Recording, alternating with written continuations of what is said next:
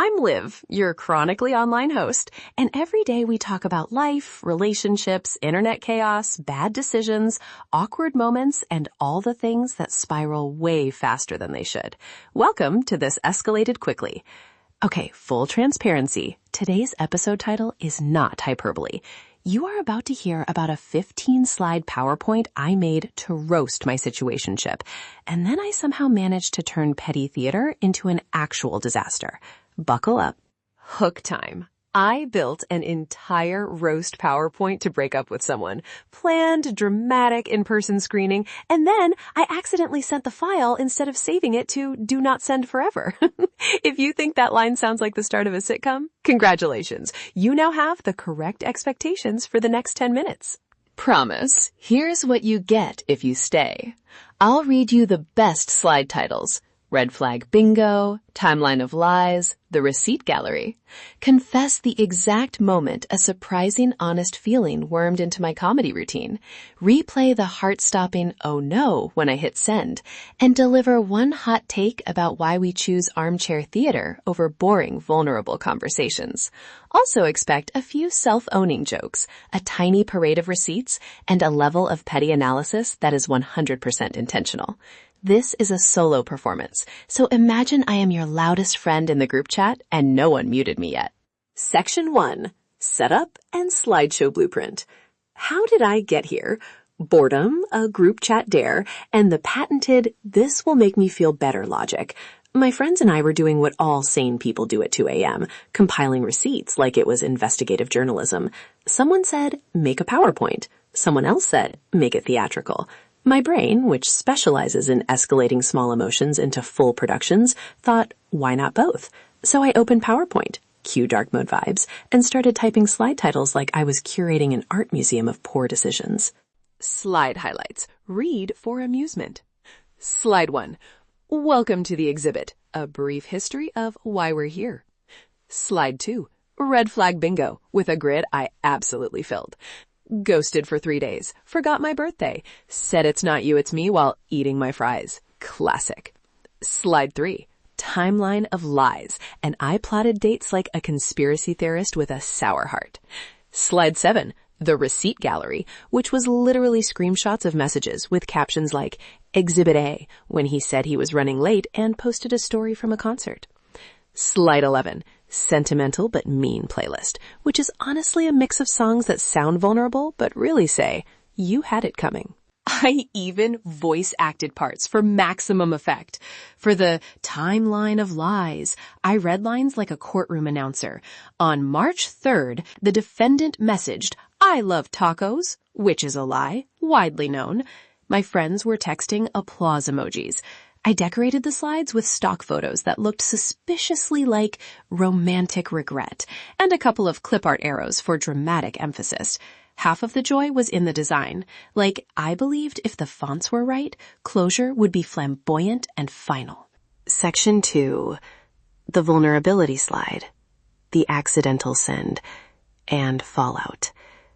Somewhere between Receipt Gallery and Burn the Bridge decorative options, one slide snuck in that was actually honest. It had no punchline. It said something like, I liked you. I wanted it to be real. Writing that sentence felt like someone slid a mirror under the roast and said, look, you're allowed to feel messy. Suddenly, I was rereading my own jokes and thinking, am I performing? Or am I protecting myself from being hurt by being direct? That slide made me pause. It created cognitive whiplash. Comedy 1 second, soft confession the next. Which brings us to the catastrophic moment, the accidental send.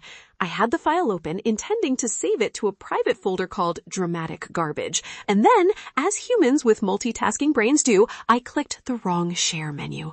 I watched the composition field populate with his email as if my cursor had a death wish. There was a beat. You know the gut freeze beat, where your brain is buffering and the world is temporarily paused. I typed, oops, meant to send to my friend, hit send anyway because my thumb betrayed me, and then entered the original modern prayer. Please let it not download. The immediate follow-up texts to myself were peak human noise. Nope, nope, nope. followed by a 3-minute silence where I crafted imagined responses. Did he laugh? Did he cry? Did he forward it to his group chat titled, "Lol, who is this?" He responded with a single message. Whoa. That whoa contained many universes. I replied like a reasonable adult. Hi, sorry, that was something else. He replied, "Are you okay?" And I typed, "I am fine, I am sorry, public humiliations are my cardio." That is how you make vulnerability into a cardio class. The fallout was a movie I had not budgeted for. He called, we argued gently, we exchanged awkward clarifications, and plot twist, he forwarded the slideshow to a friend who replied with, "Dude, she has receipts." My humiliation was now a shared property. But also, weirdly, people on both sides laughed. My friends were delighted. My ex-adjacent person felt exposed. I felt the bittersweet combo of petty satisfaction and idiot regret. Lesson learned. Theatrics are contagious. Accidents are universal. Section 3. The hot take and tiny lessons. Hot take. We stage dramatic exits because dramatics feel safer than being straightforward. Let me explain. When you perform, you control the narrative, the jokes, the timing, even the lighting in your head. If you try to be honest, you risk real silence, tears, or other uncontrollable things. Theater is armor, but sometimes that armor is emotional laziness, a spotlight that lets you dodge the mess of being actually vulnerable. Here's the nuance. Satire and play can be healing, but only if you're doing them for yourself, not as a weapon. My unpopular follow-up, public theatricality is not a substitute for boundaries.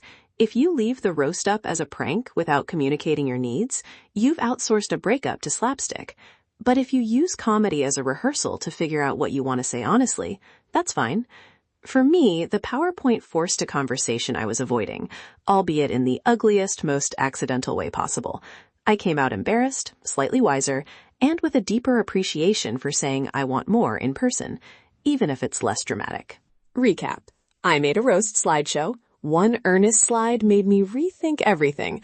I accidentally sent it, and the fallout was a mix of humiliation, clarity, and oddly restorative laughter.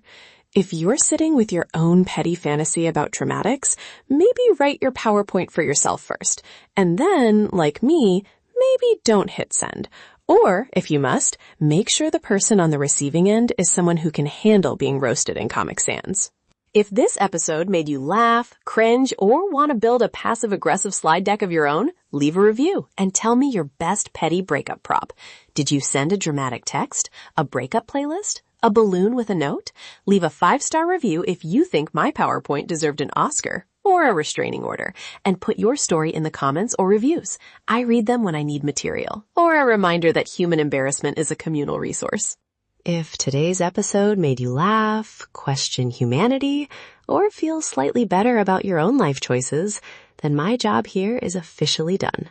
Thanks for listening to this episode of This Escalated Quickly. Stay chaotic.